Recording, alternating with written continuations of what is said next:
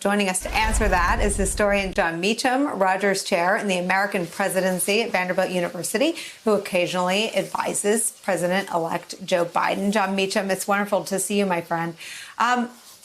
President Obama has used a lot of his conversations about the book, which makes these points as well, but to really, I think, make sure this gets through. This idea that truth decay, that we no longer have a shared set of facts, so we don't have a shared diagnosis of our problems, so we can't even begin a conversation about the solutions as one of the problems with our politics. How does Joe Biden take that on? Well, I think that President Obama's analysis, his diagnosis is exactly right. And you ask exactly the right question, which is, what's the treatment? And to my mind, it goes back, as this would not surprise you, to St. Augustine, because I figure you haven't had St. Augustine mentioned in a couple of hours, at least. This is why we love you.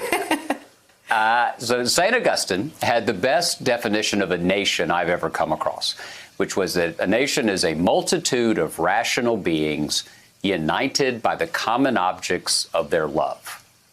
Multitude of rational beings united by the common objects of their love. So there are two elements there. You have to be reasonable.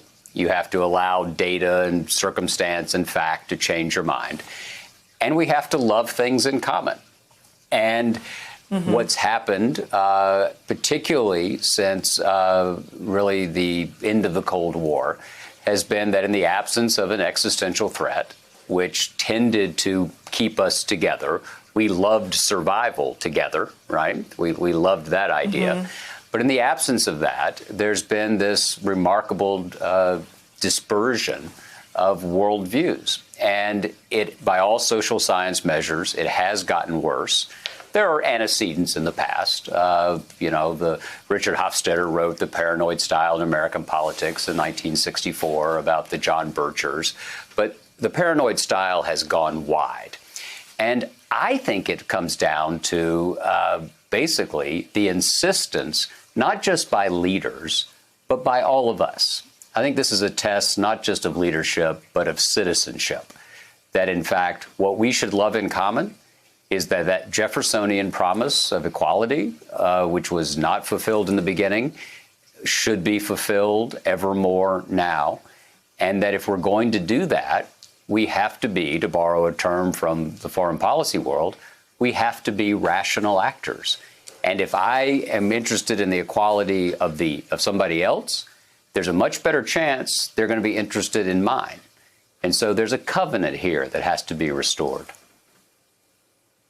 But I don't want to be cynical, but we can't even get the current president to accept the reality of the election, and that has consequences. You've now got one of the two parties in our country is now for, by staying aligned with him, desecrating our democracy and disenfranchising mostly African-American voters in the states Trump lost. We can't get to reality in enough time to get to rational. Well, it's not cynical. You're just observing reality. You're actually you're participating in the Enlightenment experiment. So you're doing the right thing. And I just think that more of the people need to do that. And politicians, remember, are far more often mirrors of who we are than makers. And so if enough of us can insist on, you know what, democracy is more important than any single one president, which the founders understood. One of the reasons they grounded religious liberty, not in tolerance, but in liberty, is tolerance suggests that there's a majority that allows you to believe something, but you might not always be in the majority. And so I would argue that the first step here is the folks who voted for President Trump because of a enduring tribal loyalty to Republican policies, however oddly warped, etc. But we all know that there are a lot of people, you know them, I know them, who disdain what Trump has done personally, but they say, I want that policy. Those are the kind of folks who have to say, you know what, this is not simply about one person. And we've got to reasonably understand that if we want the other side to treat us with respect, we need to start doing it ourselves. Hey there, I'm Chris Hayes from MSNBC. Thanks for watching MSNBC on YouTube. If you want to keep up to date with the videos we're putting out, you can click subscribe just below me or click over on this list to see lots of other great videos.